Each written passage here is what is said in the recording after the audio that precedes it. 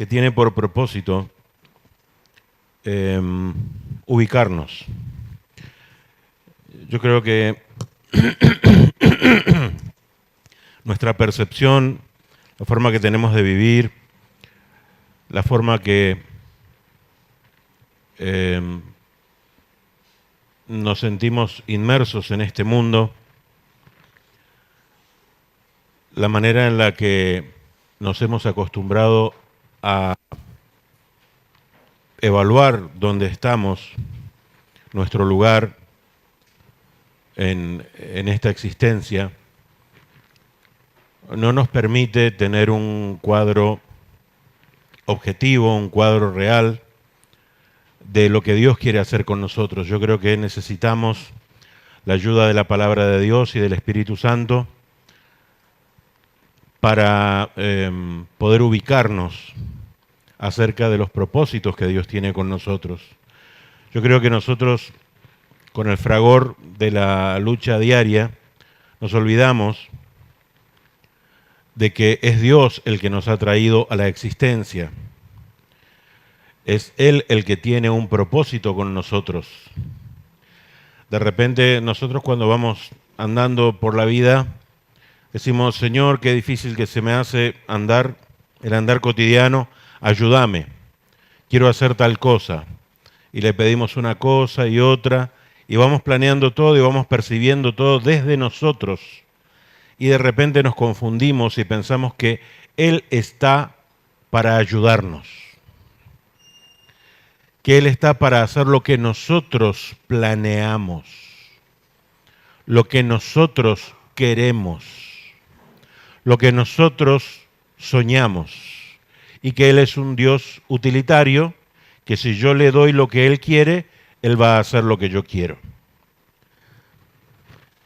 Y por eso quería compartir estas palabras con ustedes, porque es como si nosotros pensáramos que el Sol gira alrededor de la Tierra. El Sol no gira alrededor de la Tierra, es la Tierra la que gira alrededor del Sol. Y de la misma forma Dios no gira alrededor nuestro. Somos nosotros los que dependemos de Él, los que hemos venido a la existencia porque Él ha planeado hacer algo con nosotros. Por más que nos hayan metido todos los planes, proyectos, pensamientos, argumentos, le diría hasta sensaciones en contra de eso, de tal manera que escuchamos a gente que se aparta del camino del Señor diciendo, no me sirve Dios.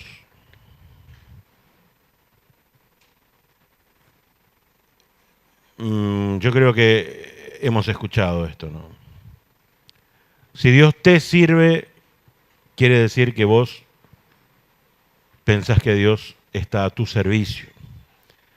Y Él ha sacado todo lo que existe de la nada y a nosotros de la nada. Y dentro de todo este montón de gente que existe nos ha llamado por nombre y nos ha revelado a su Hijo porque Él tiene un propósito con nosotros. Él tiene una nueva creación cuando ésta deje de ser, en la cual ha planeado Él tener sus hijos e hijas compartiendo su gloria, compartiendo su sabiduría, compartiendo su poder, compartiendo su eternidad. Una nueva creación en un lugar llamado la Nueva Jerusalén, la celestial, la Jerusalén de arriba. Esta nueva creación que Él ha planeado excede en mucho la imaginación de todos nosotros. Hay algunas descripciones en los profetas y también en el Antiguo Pacto, me refiero, y en el libro de Apocalipsis. Algunos detalles también se dan en otros libros del Nuevo Pacto. El tema es que nosotros, en lugar de ser conscientes de que este es un tiempo muy corto, el de nuestra vida, que Dios quiere utilizar para prepararnos para aquel destino, y esta es una preparación muy práctica, muy tangible, que se realiza a través de la fe. del trabajo de fe, el trabajo en el que Él va ganando lugar en nosotros. Vamos a ver algunos pasajes que tienen por propósito que recuperemos nuestro lugar, que podamos centrarnos en nuestra órbita. Estamos como desorbitados, estamos fuera de eje. Si estamos fuera de eje, nos va a parecer que todo funciona mal. Si estamos fuera de eje, no nos van a cuadrar los lugares que planeamos, porque tenemos una lógica falsa, una lógica rota.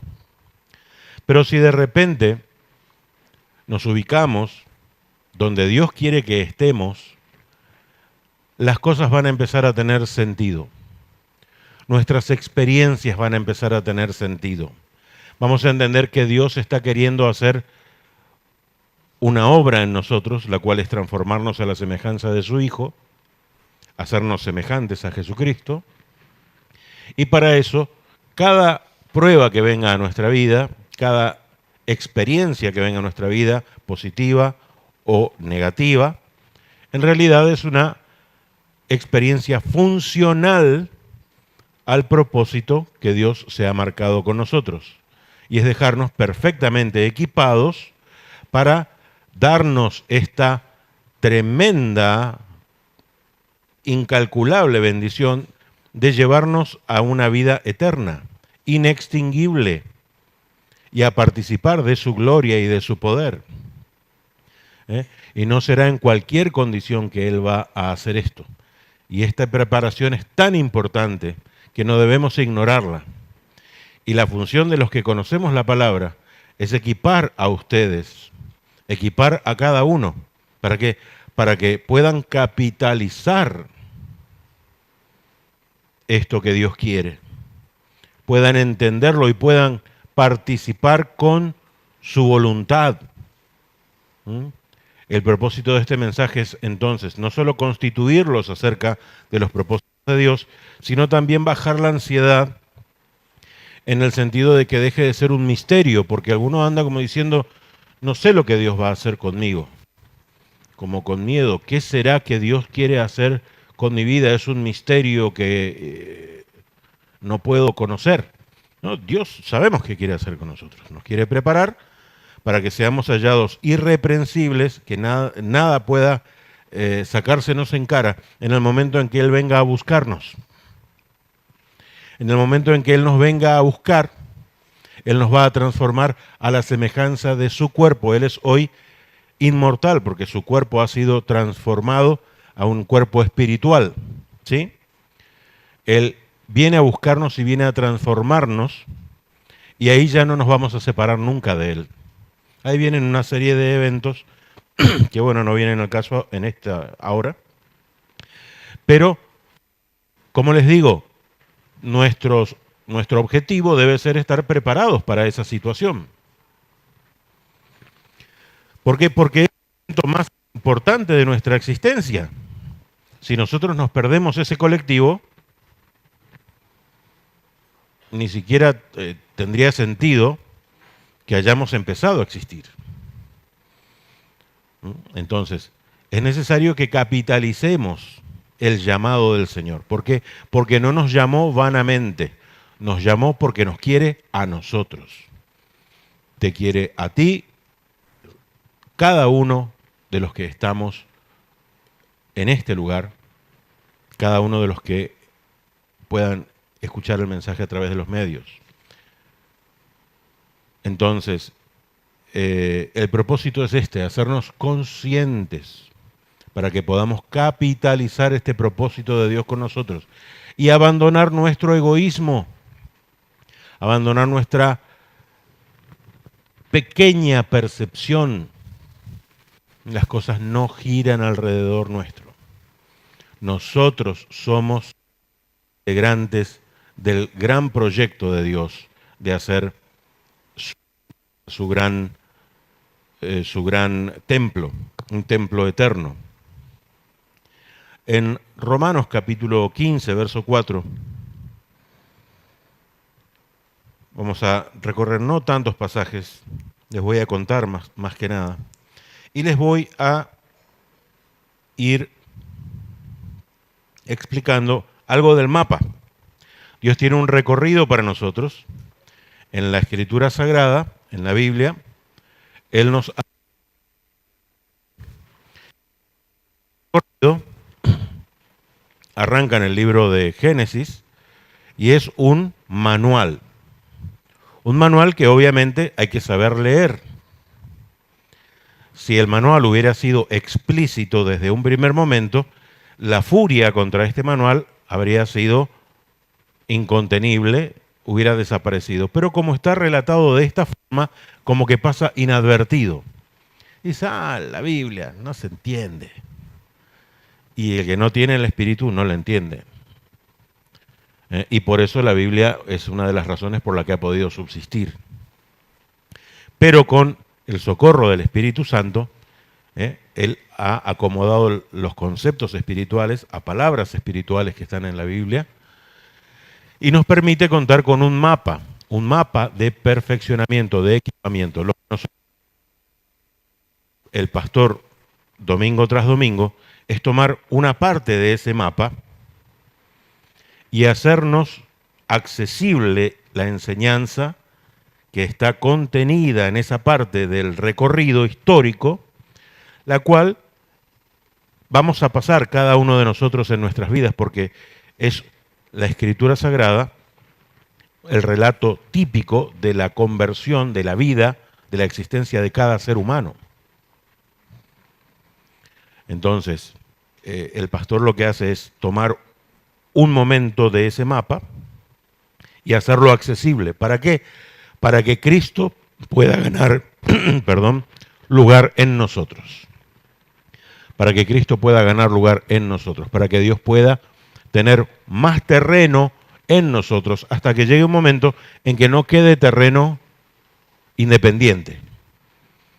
Que cada aspecto de nuestra vida esté lleno de Cristo.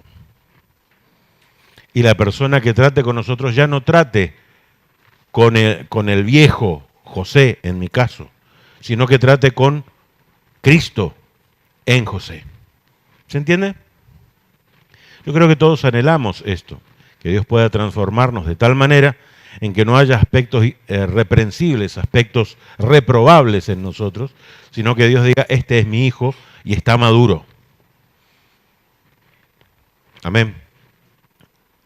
Porque las cosas que se escribieron antes, para nuestra enseñanza, de Romanos 15, verso 4, a fin de que por la paciencia y la consolación de las Escrituras tengamos esperanza.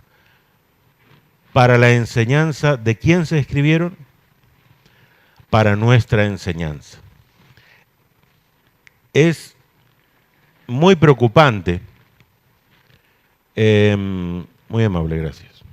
Es muy preocupante lo poco que está leyendo el pueblo de Dios el texto sagrado. Yo entiendo precisamente por la falta de tiempo, por la falta de maestros, probablemente por la falta de valoración de los maestros también. Pero vamos a revertir eso en el nombre del Señor. El pueblo de Dios es el pueblo del libro, es el pueblo de la palabra. La palabra de Dios debe abundar en nosotros. Debemos estar llenos de palabra todo el tiempo. Se escribió para nosotros. Es como una carta que nos tiene por destinatarios y si no la leemos no encuentra su destino. No es entregada. Así que les animo a leer. No es que vamos a poder leerla toda de un solo intento. Pero hay fragmentos que nos van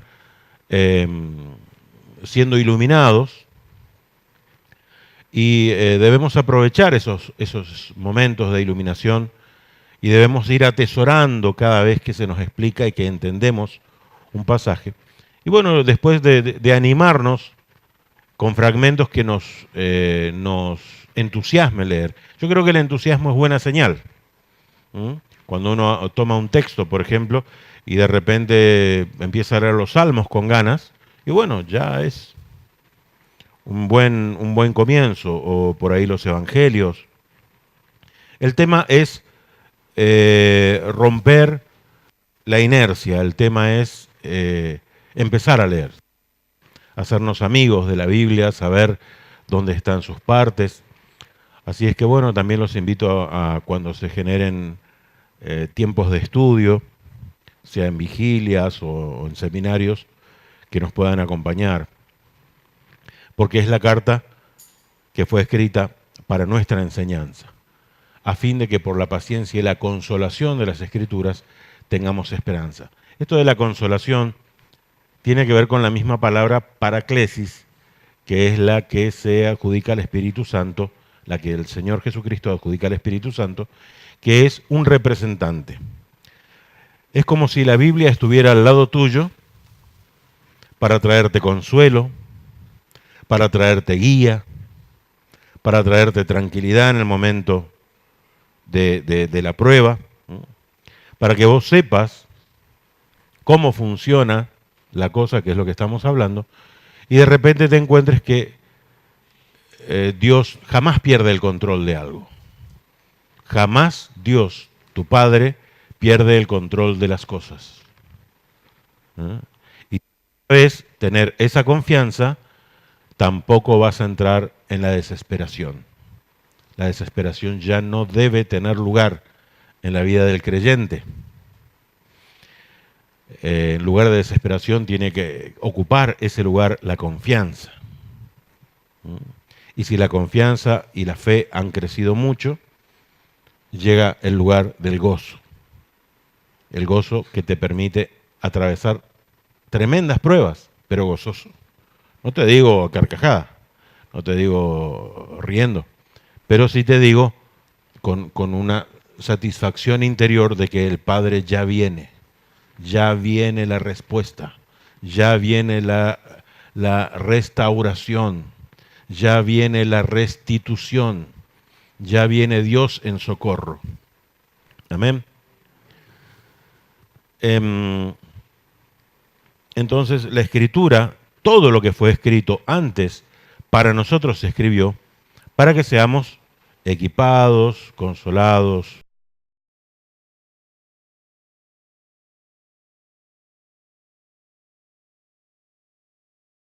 esperanza. En Oseas 4, versos 6, por favor.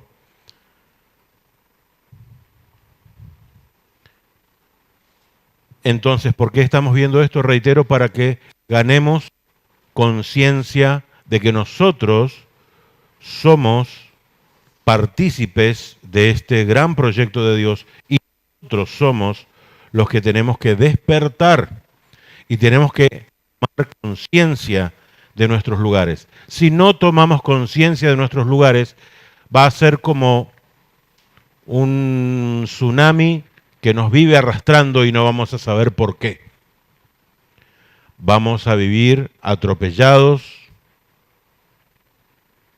cayendo y levantándonos sin sentido, sin dirección, a la deriva. Pero si de repente nosotros nos hacemos conscientes de nuestro lugar, vamos a afirmarnos nuestros pies sobre la roca y vamos a empezar a caminar un camino cierto. El Señor nos constituyó no solamente para sacarnos del lugar de esclavitud que teníamos, nos llamó para constituirnos y para realizar esta obra de transformación. Y cómo Él nos transforma de a poco hasta el día de la transformación final, la redención de nuestro cuerpo. Nos transforma en espíritu y en alma, primeramente, a través de nuestro oficio sacerdotal. Es decir, sacó a Israel de Egipto para transformarlo en su reino de sacerdotes. Entonces, Dios te ha sacado de la perdición, te ha sacado del extravío, te ha sacado de Satanás con el objeto de constituirte en su, en su presencia, aquel que puede ministrar en su presencia, aquel que puede mirarle cara a cara. Amén. En Oseas 4, verso 6 dice, mi pueblo fue destruido porque le faltó conocimiento. Por cuanto desechaste el conocimiento, yo te echaré del sacerdocio, y porque te olvidaste la ley de tu Dios, también yo me olvidaré de tus hijos. Es un pasaje terrible, es un pasaje trágico, esto es una tragedia. Es la de todos aquellos que no entendemos, que no hemos entendido a tiempo que Dios espera de nosotros este oficio sacerdotal. Este oficio sacerdotal es el que nos pone bajo el cono de la protección de Dios. Este oficio sacerdotal es el que permite que seamos contenidos por Dios. Permite que todo aquello que fue declarado como una maldición sobre nosotros se vuelva bendición. El negarnos a la conciencia y a la práctica de nuestro sacerdocio, lo único que nos trae es juicio y dolor.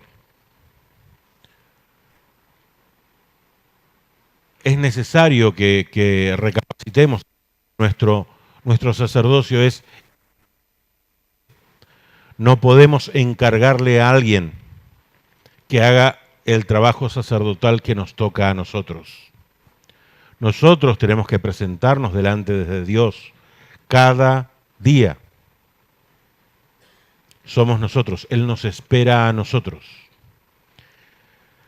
Para eso Él nos ha santificado, y eso es lo que vamos a ver muy rápidamente en una síntesis que vamos a tener a continuación.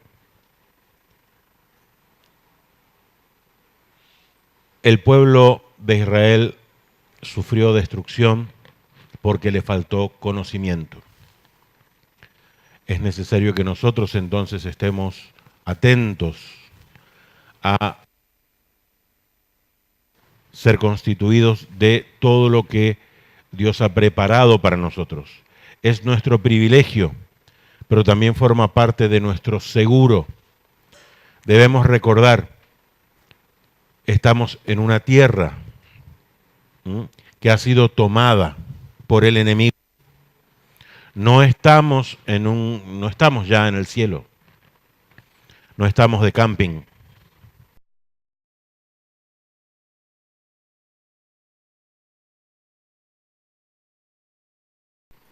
Un enemigo que no tiene misericordia. Un enemigo que destruye todo lo que puede sin miramiento. Un enemigo que no deja ni los dientes de oro en los cadáveres. Un enemigo implacable. Nuestra salvación integral no se produce por accidente. Dios requiere de nuestra participación. Por cuanto desechaste el conocimiento, sacerdocio, y porque olvidaste la ley de tu Dios, también yo me olvidaré de tus hijos. No hace falta que esperemos la comprobación de estas sentencias. Es necesario que recapacitemos antes.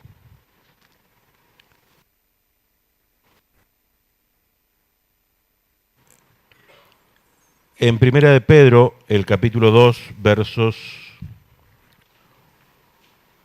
1 a leer, vamos a leer. Primera de Pedro capítulo 2, podemos ver los primeros del 1 al 3 para empezar, o del 1 al 4.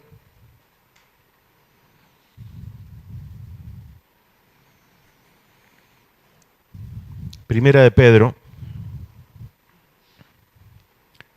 desechando pues toda malicia, todo engaño, hipocresía, envidia, toda detracción, desead como niños recién nacidos la leche espiritual no adulterada, para que por ella crezcáis para salvación, si es que habéis del Señor, acercándoos a Él, piedra viva, desechada ciertamente por los hombres, mas para Dios escogida y preciosa.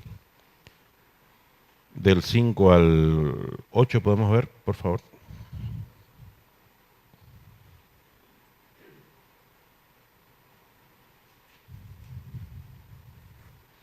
Primera de Pedro 2, del 5 al 8.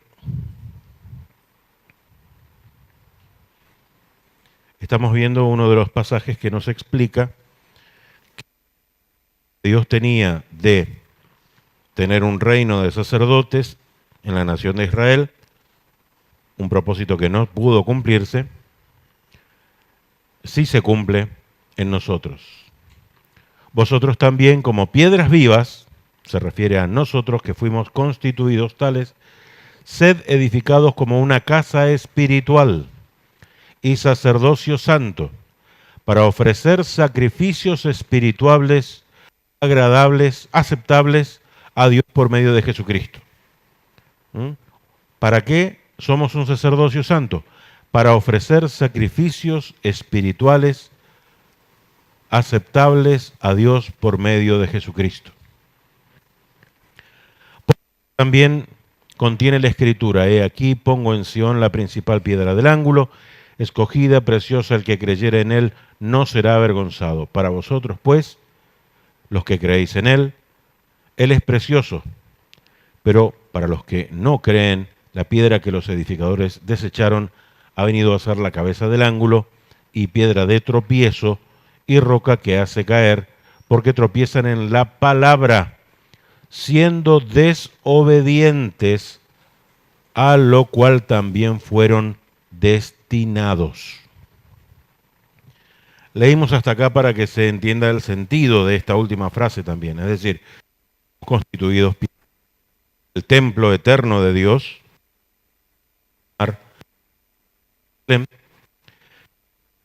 y fuimos constituidos sacerdotes, y esta discusión sobre la piedra fundamental a nosotros nos fue de bendición. Pero está diciendo acá que a quienes no le aceptaron es roca de tropiezo, y que el resistir, el desobedecer a la palabra es parte de su destino. Acá el llamado es este: ¿para qué estás destinado vos? ¿Para qué sentís que estás destinado? ¿Para ser desobediente a la palabra o para ser obediente a la palabra?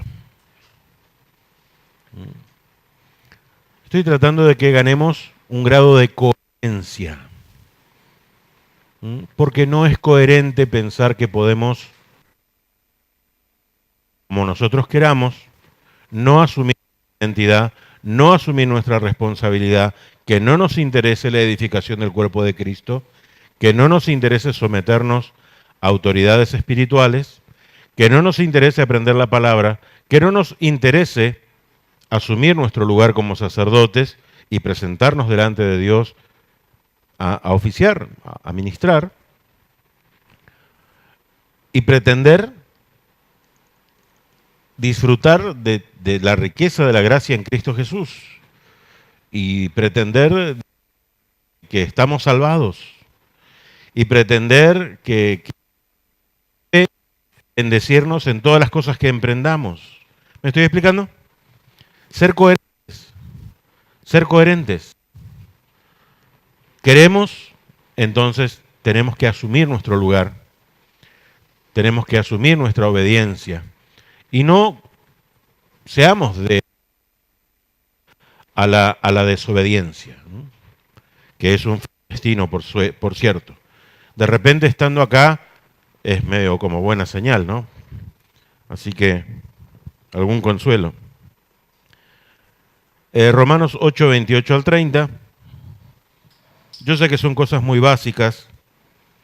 Los que ya tienen años en el Señor deben estar muy aburridos.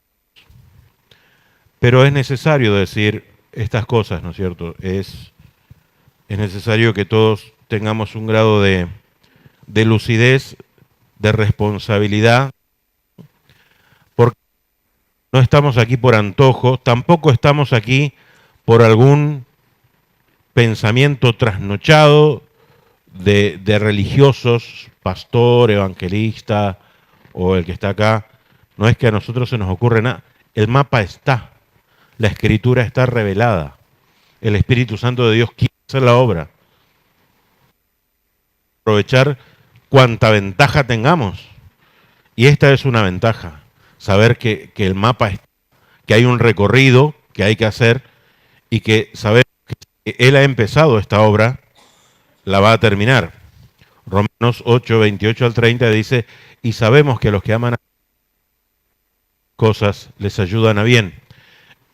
Esto es, a los que conforme a su propósito son llamados. Conoció, también predestinó para que sean hechos conformes a la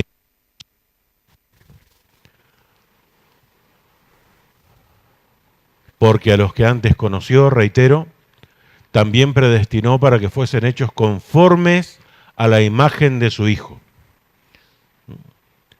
Predestinó para ser hechos conformes en la forma de su Hijo, para que Él sea el primogénito entre muchos hermanos. Es el mayor, el ejemplar, y nosotros hemos de ser transformados a la semejanza de Él. Acá viene una declaración muy buena. A los que predestinó, a estos también llamó. Si no estuvieras predestinado, no habrías sido llamado. Hubo una secta en los primeros años de la iglesia cristiana que se llamó quietismo. Esa secta enseñaba que si has sido predestinado, no importa lo que hagas, te vas a salvar igual. Bueno, yo te afirmo, si no obedeces, si no ejerces tu sacerdocio, si no te despertás, si no estás dispuesto a ser procesado por Dios, a participar voluntaria, libremente del plan, la salvación no va a llegar, no se va a completar. La mejor evidencia de que estás predestinado para salvación es tu obediencia. Es la mejor señal. Entonces dice que a los que llamó, justificó, hemos sido justificados. Y a los que justificó, a estos también glorificó. La victoria de Dios, la enorme victoria de Dios, es que cuando Él venga y llame a los suyos, acá no quede nadie. Dios no tiene ninguna victoria en que ninguno de nosotros se quede solo en el salón. ¿Está entendiendo eso? La victoria es llevarse la mayor cantidad posible.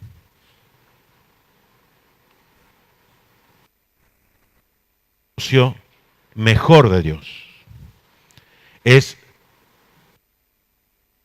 humillación para Satanás. El tema es que no nos tiene argumento, ninguna queja, ningún obstáculo. Entonces, nosotros bien podemos abrigar este pensamiento. Señor, yo quiero participar del arrebatamiento. Yo quiero ir a tu presencia. Yo quiero ser transformado a tu semejanza. Yo quiero participar de ese día glorioso. Un día glorioso como ningún otro. para la iglesia de Cristo hasta ese momento. Después va a venir otra gloria, que es la segunda venida de Cristo a la tierra, ya con nosotros. Amén. Para venir a reinar sobre el planeta, para recuperar el planeta, ya no por las buenas, sino por las malas. Entonces a nosotros nos rescata, sobre los otros juicio. Así que es bueno, agradezcamos que estamos siendo rescatados. Participemos del rescate. Participemos del rescate. Entonces, seguimos hablando de esto, de que este es el propósito.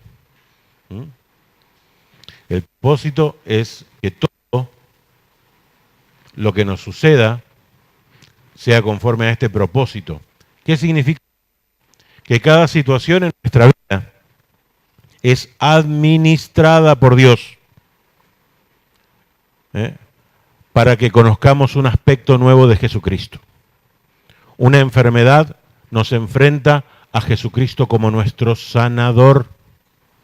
No es para que te decaigas.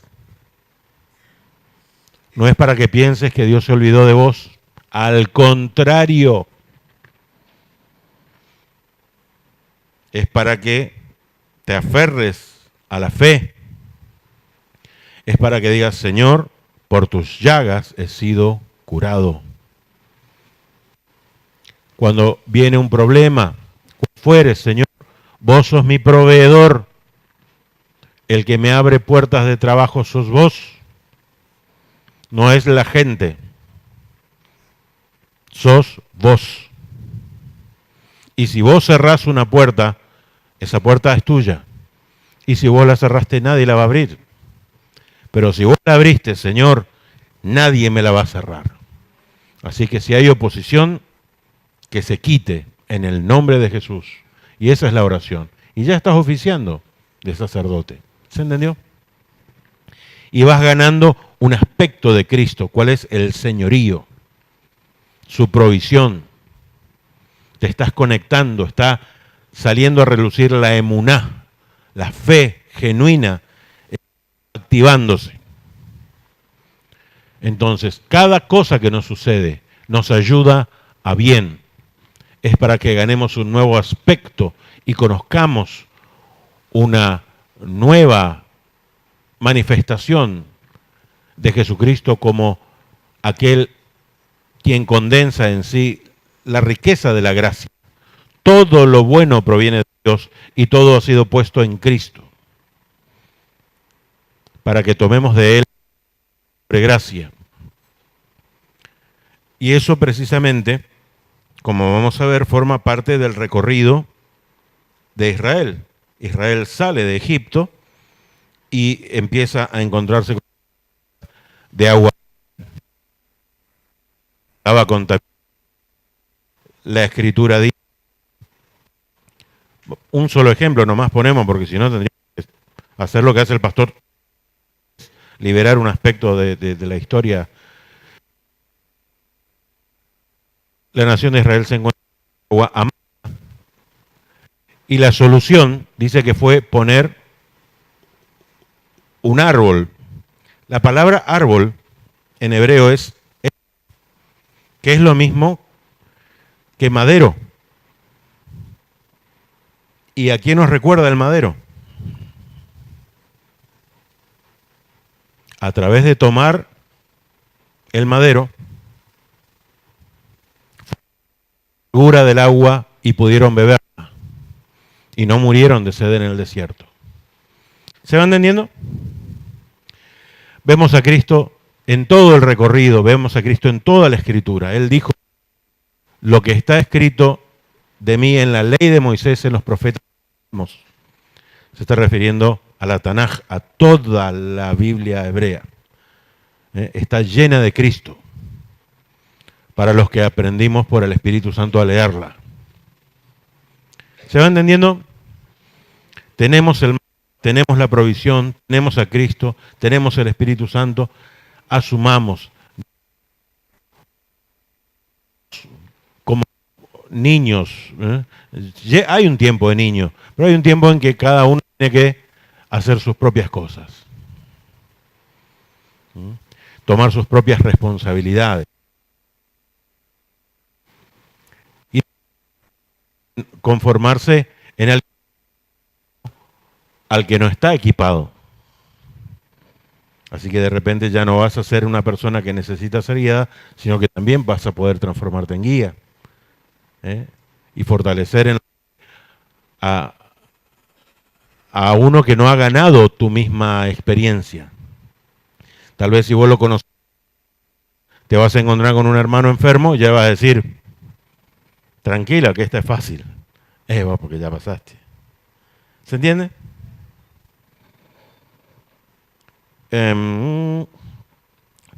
Y bueno, este es 2 Timoteo 3, 17 al 14 al 17, 2 Timoteo 3, 14 al 17, con el objeto de sellar, digamos, completar el circuito de versículos que nos hablan acerca de que está todo escrito.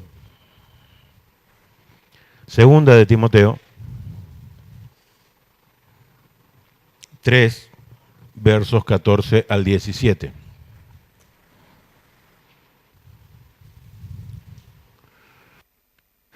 Persiste tú en lo que has aprendido y te persuadiste sabiendo de quién has aprendido y que desde la niñez has sabido las sagradas escrituras, las cuales te pueden hacer sabio para la salvación por la fe que es en Cristo Jesús. La fe está depositada en Cristo Jesús. ¿En qué se ha hecho sabio? En las Escrituras. Todas las Escrituras,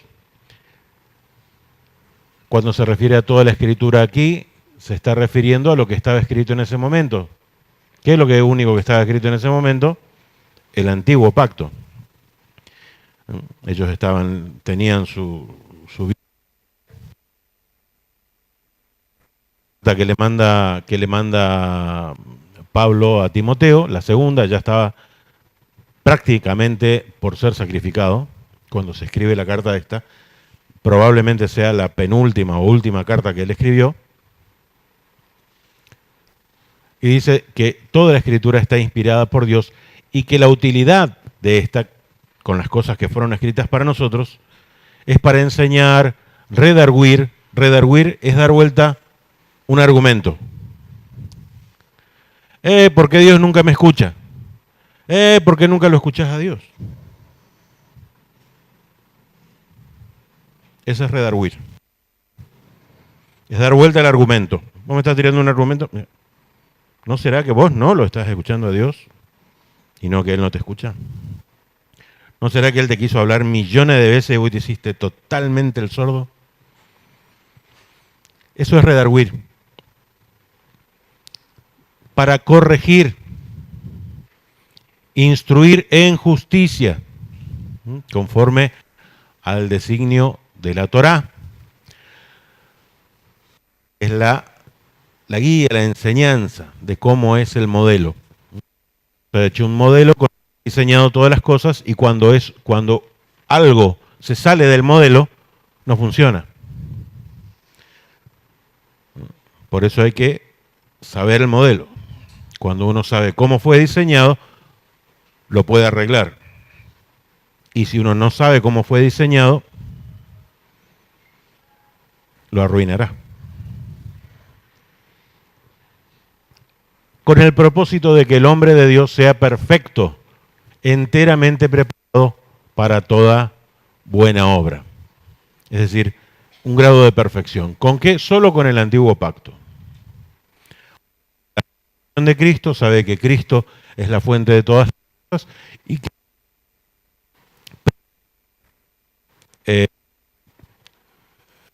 preanunciado en la Escritura Sagrada y cómo se aprovecha toda la riqueza de la gracia en Cristo en las Escrituras, que era lo que hablábamos hoy. Versículos, tendríamos la introducción al mensaje, que no lo voy a dar todos más preciso, pero les cuento que en el libro de Génesis, fundamentalmente, vemos el origen y el diseño que Dios tiene. En Adán, en su creación, en su propósito, en sus responsabilidades, en sus privilegios, en el lugar donde estaba. En Génesis también se nos habla ya de la Jerusalén celestial, se nos habla del Hijo, se nos habla de la casa de Dios, Jacob y su sueño, su cabeza sobre una piedra y su visión de Betel. Luego vemos en todo ese libro cómo es que las cosas llegaron a ser como son. El libro de Génesis es el libro de los orígenes. Y reitero, entonces nos habla esto de origen y de diseño. El libro del Éxodo nos habla de redención y de constitución sacerdotal. Nos habla de cómo nosotros, así como el pueblo fue redimido de Egipto, nosotros somos quitados del poder de Satanás. Y en la segunda parte del libro, de la constitución sacerdotal. ¿Y para qué es la constitución del lugar sacerdotal? Es para que en Levítico, a través de la santificación y la constitución de los sacerdotes, se ejerza el sacerdocio. Y Dios tenga lugar. Dice, yo voy a vivir entre ustedes. Y ya no van a estar excluidos de mi presencia. El Génesis nos explica por qué estábamos excluidos de su presencia, y el libro de Éxodo y Levítico nos hacen volver a la presencia de Dios. Maravilloso. Y así tenemos tesoros de estos. Luego Números y Deuteronomio, que nos habla acerca de algunos problemas del camino, de la manifestación de nuestra naturaleza humana. Nos habla también de la elección que hemos de tomar, la bendición o la maldición. Luego, cuando llegamos al libro de Josué, de cómo la plenitud de Cristo se gana a través de las batallas de la vida, las batallas contra los enemigos, que era lo que estábamos viendo con el pastor. Luego en el libro de Jueces, distintas manifestaciones de nuestra carnalidad. En el libro de Samuel y Reyes, la plenitud, donde llega el imperio de Israel a conquistar los máximos territorios, las máximas extensiones en el territorio, que toda la plenitud de lo que está sucedido, porque está funcionando el templo, estaba funcionando el tabernáculo. Entonces, el sacerdocio andaba bien, el rey andaba bien, la obediencia era buena, las victorias eran constantes, del territorio acompañaban a toda la nación. Tenemos la fórmula, funciona a trabajar. Para nuestra enseñanza también, que los reyes después perdieron fidelidad y le dieron entrada a dioses ajenos. Y perdieron el amor por el Señor, enfriaron. Y llegaron los enemigos, y llegó la división del reino, y llegó la cautividad a Babilonia, el sufrimiento, la espada. Los reyes confrontaron a los profetas y no les obedecieron, no los escucharon.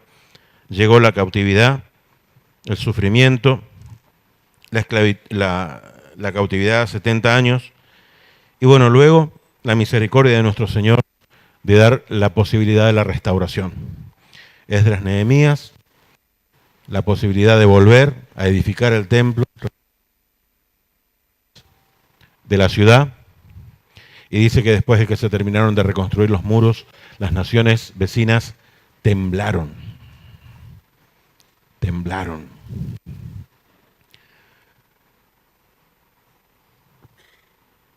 Quiero animarlos a asumir su sacerdocio. Y no es muy complicado. Sepa que el Señor ya le ha dado todo esto, ya le ha dado la justicia, Los méritos de Jesucristo nos han librado de todo pecado. Si nosotros confesamos nuestros pecados, esto en limpiarnos y vestirnos de blanco, para que podamos tener esa pureza necesaria para el ejercicio sacerdotal. Vamos a hablar seguramente del ejercicio en otras veces que nos juntemos. Pero el propósito, lejos de ser un sermón tradicional, es un sermón didáctico, es decir, un mensaje didáctico. No estamos a la deriva. No dependemos de un mensaje suelto o en una órbita incierta. Sabemos lo que el Señor quiere hacer. Está revelado todo el propósito que Él tiene con nosotros y la palabra que tenemos es muy cierta y muy eficaz. Y el Espíritu Santo quiere hacer esa obra. Quiere restaurarnos, quiere fortalecernos. Para no es un hijo en derrota. No es negocio para Dios un hijo en derrota. No le glorifica. Interesado en restaurarte. Dios es el primer interesado en restituirte lo que te robó. De esa manera. En enviar un comando de ángeles a liberarte. Es el que está esperando tu oración. Está esperando tu confesión de su poder. Está esperando tu glorificación, que reconozcas que Él es el Todopoderoso, que Él tiene autoridad sobre el cielo y sobre la tierra, que se la ganó, que recuperó ese territorio a través de la obediencia de Jesucristo y tiene autoridad para ejercerla sobre esta creación y sobre la que viene. Él está esperando esta oración tuya. Está esperando tu confesión de confianza. Yo creo que me vas a sacar. Yo creo que ningún problema es más grande que vos. Yo creo que vos querés salvarme más que cualquiera y que tenés más sabiduría que cualquier hombre que pudiera aconsejarme. Creo que estás más apurado que yo. Un sufrimiento innecesario. Amén. Estas oraciones el Señor espera de nosotros. Sabe cuál es nuestro recorrido, sabe que tiene un propósito. No perdamos jamás la confianza en Él.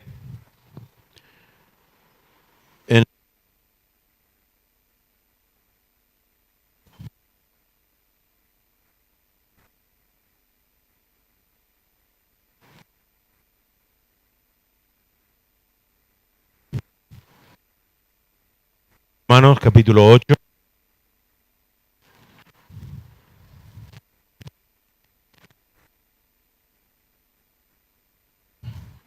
Y nos vamos con eso y oramos.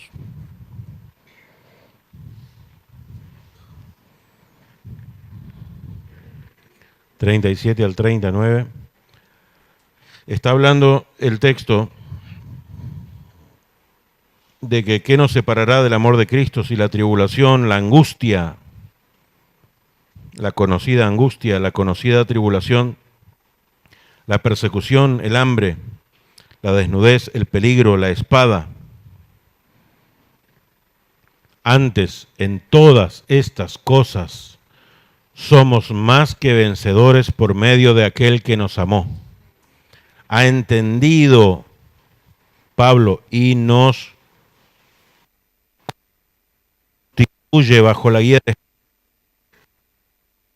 esta certeza, por lo cual estoy seguro de que ni la muerte, ni la vida, ni ángeles, ni principados, ni potestades, ni lo presente, ni lo porvenir, ni lo alto, ni lo profundo, ni ninguna otra cosa creada nos podrá separar del amor de Dios que es en Cristo Jesús, Señor nuestro.